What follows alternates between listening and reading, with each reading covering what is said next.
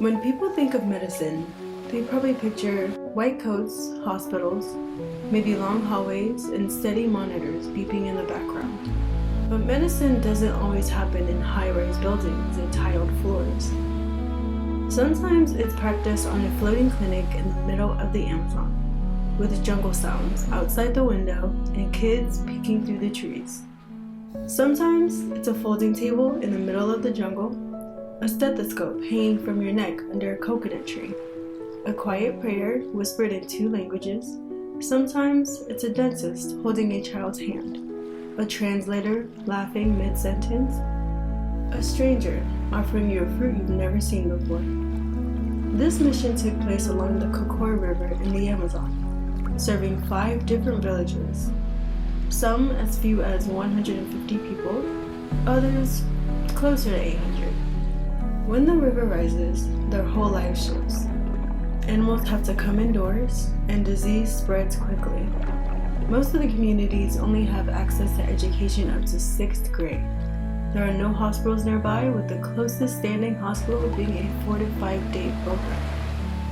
Over the course of 2 weeks, our team provided more than 5,600 medical services and over 1,300 dental services. We treated everything from parasite infections and chronic pain to cataracts and cavities. Some patients hadn't seen a dentist or a doctor in years.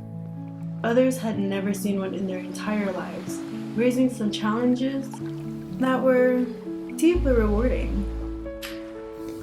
For many of us, this trip reminded us that service isn't just about providing a service and going on our way. It's about showing up and learning and being there for people who were claimed to be forgotten by God. Hi, my name is Elise Diaz. I'm a physician assistant. I spent 7 years as a medical missionary serving in Haiti. In January of this year, I started serving here in the Amazon with Medical Ministry International. And I've spent most of my medical career as a missionary serving overseas. I went into medicine knowing I wanted to serve like the poorest of the poor internationally, wherever there was greatest need, where there was lack of access to healthcare. So I think even from honestly the first time I started serving and recognizing that there were areas in medicine that needed to be filled in other countries, kind of was a reminder of like it was worth the effort and the many years to get here. I love what I do. I love getting to serve in these kind of environments. I don't at all miss having to deal with the legal aspects of insurance and all that kind of stuff that you have to deal with in the US. I haven't used an EMR system in many, many years. Everything I do is handwritten, which is tedious, but it works. Hi, my name is Liliana Octaviano, and I'm from Houston, Texas, and I am trying to get into PA school. This is my second medical mission trip on the Medical Ministry International boat on the Amazon River. Healing looks very different here versus home. Here, we have the basic necessities to be able to help the individuals here, but the gratitude is much more magnified here after seeing the medic or optometrist or dentist. And healing here looks different as well in regards to the patient's like joy afterwards, and even during in some moments, especially like in optometry, being able to put on, like when they're doing the exams and they're able to try a few lenses and seeing their face change as they're gradually able to view what they're looking at versus not being able to see prior to that. So it's beautiful, and it brings so much joy to the patient as well as me, the volunteer.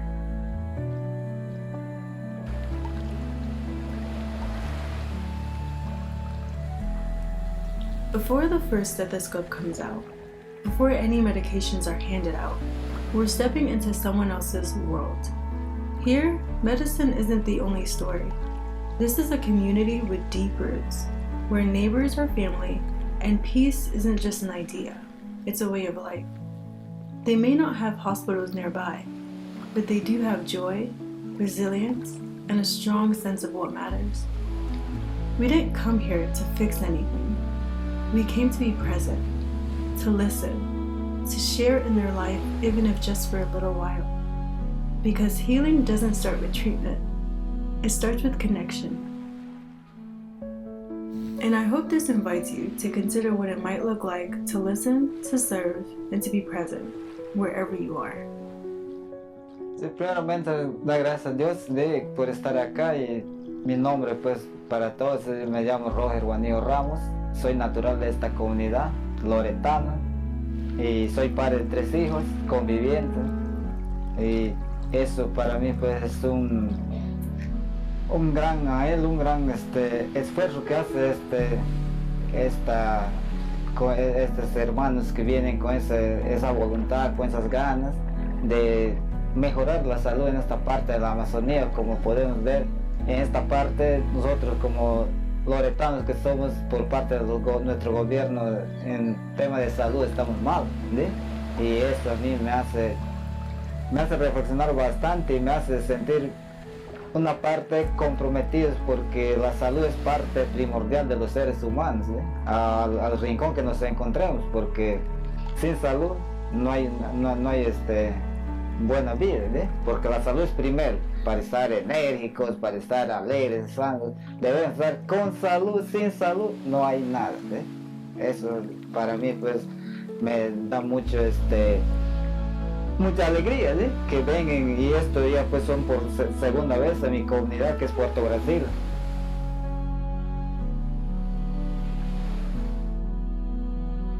Vivimos en este paraíso que tenemos el aire, gracias a Dios, un aire limpio, puro, tenemos el sol, tenemos la lluvia y eso estamos bendecidos en esta parte, ¿sí? Sería la primera parte, gracias más bien por todo esto que hacen, como digo, con el gran esfuerzo que Dios ha puesto en sus corazones y que todo el tiempo que no se olviden de Puerto Brasil, siempre están llegando y nuevamente se está dando acá. Así como ustedes llevan algo nuevo de acá, también nosotros recogemos sus experiencias, sus formas de convivencia y ustedes también de nosotros, cómo vivimos, cómo se vive acá en esta parte de la selva, en la chacra. O sea, todo eso para ustedes es nuevo y para nosotros lo que ustedes traen nos queda nuevo y nos hace sentir familiarizarnos con la naturaleza, ustedes acá, no también por lo menos recoger un poquito cómo es la forma de vida, cómo ustedes llevan, porque son personas que vienen de muy lejos y llevar esta experiencia de acá a nosotros también nos queda bonito, nos queda en el corazón y nos hace sentir una sola persona, una sola idea de compartir estas cosas, ¿sí?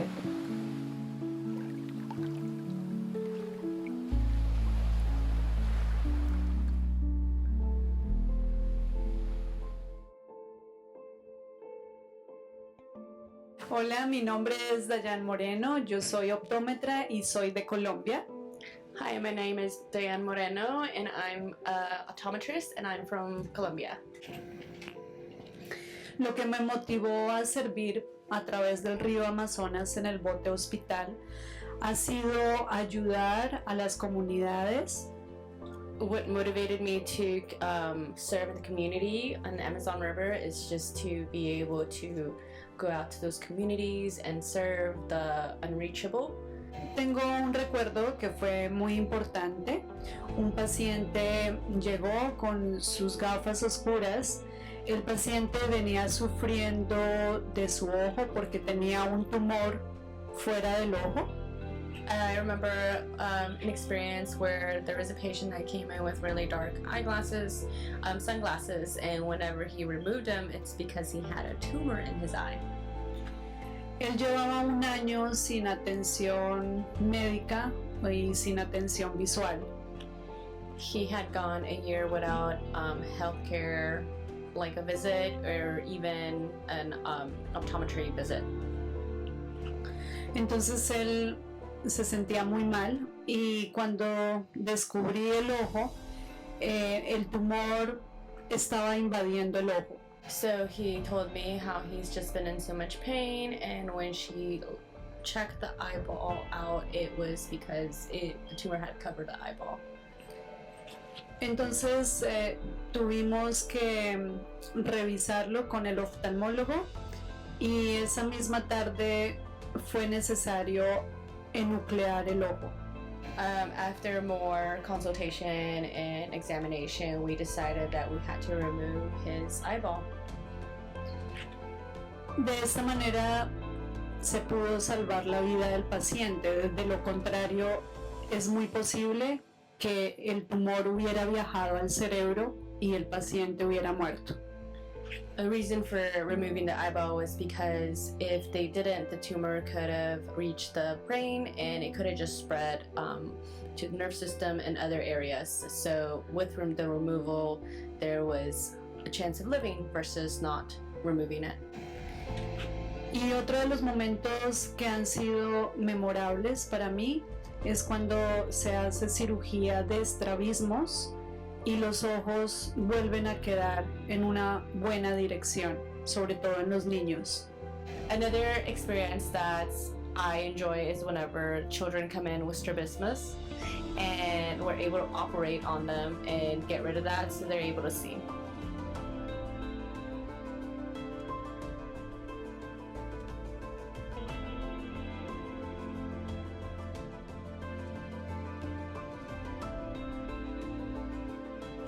Here in the Amazon region, the greatest need that I've seen, especially when you get further out to the indigenous communities that are furthest from healthcare, is women's health, access to women's healthcare, especially regarding cervical cancer screening, access to treatment for sexually transmitted diseases, better access to prenatal care is huge. I was working in the dental area, and we dealt with several children that were really scared to come into the dentist. And it's sad to say, but the truth is we heard one of the local parents yesterday trying to control their child by saying, if you don't behave yourself, we'll take you to that medical boat and they'll pull your teeth out. And it's like, it's some sort of punishment. And so many of these kids come here afraid, and naturally afraid. You know, they've got something wrong with them. You know, maybe something's wrong with their parents. Their parents are coming here to be attended to. And so there's a lot of fear involved. And it's like, who are these people coming from God knows where? And we're going out to this big, strange-looking boat.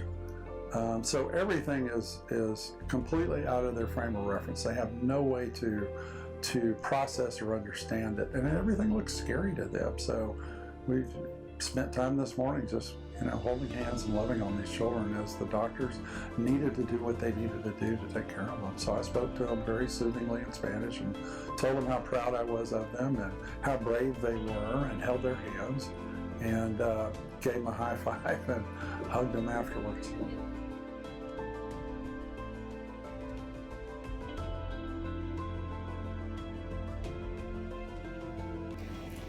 Hola, soy Juan David González de la ciudad de Pereira, soy odontólogo. Hi, my name is Juan David Gonzalez. I'm from Pereira and I am a dentist. Y llevo como odontólogo 7 años. Siempre he pensado que soy un instrumento de Dios. Llevo sirviendo en este barco 45 días, una experiencia súper, se la recomiendo. I have been a dentist for 7 years and I have came to this boat to be used as an instrument, and this is my first time being on the boat, but I've been here for 45 days. Uno de los problemas dentales y los que más a veces preocupan es que desde niños se les ve demasiadas caries. Empiezan a los 10 años con muchos dientes cariados porque a veces no tienen en cuenta, creen que esos dientes no van a servir más adelante, pero esto puede acarrear que los permanentes salgan torcidos. A los 6 años salen sus primeros permanentes y al perder estos dientecitos son como la llave de la oclusión. Entonces van a tener problemas más adelante que van a ayudar a que no puedan masticar bien los alimentos, a que no los puedan digerir, a que tengan infecciones y que eso también pueda llevar a problemas del corazón, a problemas de que estén generando infecciones y ciertas cosas que por eso es bueno intervenir en ellos. One of the most common things I've seen in the Amazonian communities is that there's many children with cavities at a very young age, so within their baby teeth. So what that does is like they fall off sooner than they should, prematurely, and so whenever their actual permanent teeth are coming in, it's already making it challenging because they might get like diseases or it just goes into something deeper. So cavities would be one of the main concerns here in this community. Y en un caso con una niña que por infección y por el dolor que le está acosando tocó sacarle los dos dientes centrales, los dos dientes del frente, y ella quedó un poco triste aunque lo aceptaba que tenía que sacar esos dos dientecitos. Fue algo que me dejó un poco triste y al otro día intenté buscar la solución así no tuviéramos los materiales para poder resolver el problema y hoy volverle a hacer los dos dientecitos con resina. Okay. So the most memorable one was when this young girl who was 20 years old came into our dentistry, and we noticed that her two front teeth had infections, so we had to remove her two front teeth, which broke my heart because that's something that's very challenging to tell someone that we're gonna have to remove your front teeth as a 20-year-old. So what we did is we put veneers on her and we ended up checking on her the following day and making sure that she was doing well, both physically and spiritually, and he's gonna show a picture.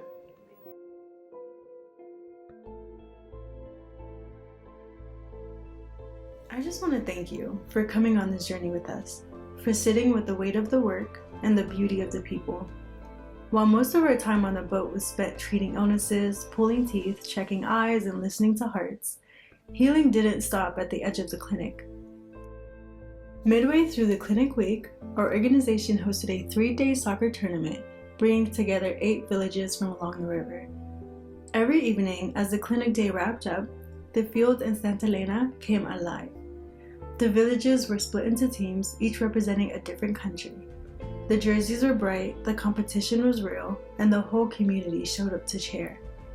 Parents hollered from the sidelines, kids hung out with friends from other villages, some players wore socks, others wore cleats, but no one cared. They played with everything they had. On the final day of the tournament, the Amazon delivered a full-on downpour, but the game didn't stop. The kids kept playing, sliding in the mud, chasing every goal, because representing their community mattered. And when the final whistle blew, the winning team threw themselves across the field, sliding through puddles in celebration. But win or lose, every team went home with a brand new soccer ball. As we've learned, medicine isn't just about showing up with a stethoscope. It's about entering a community with humility, laughing with them, learning from them, and leaving not just with charts and numbers, but with moments as special as this.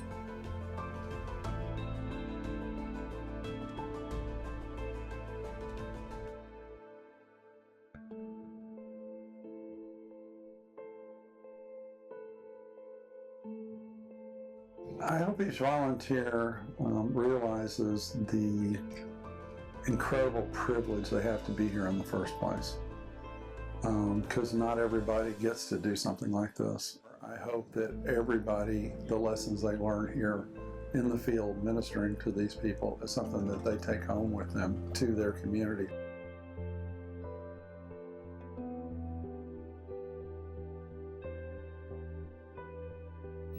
Yo venía con la intención de ayudar, pero una de las mejores cosas fue que me ayudaron a mí, a ayudar a tener ese corazón lleno en Dios, tener ese corazón con confianza y poder volver a creer en la humanidad y que se puede ayudar y se puede servir de muchas maneras.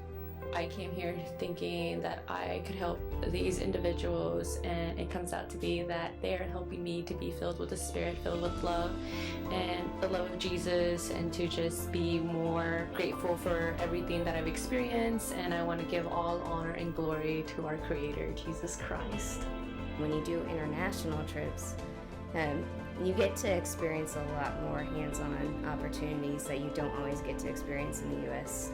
And you get exposed to a lot more. So highly recommend it.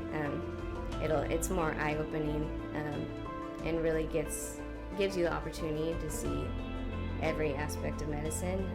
And the more willing you are to try new things, the more opportunities will open up on these projects. So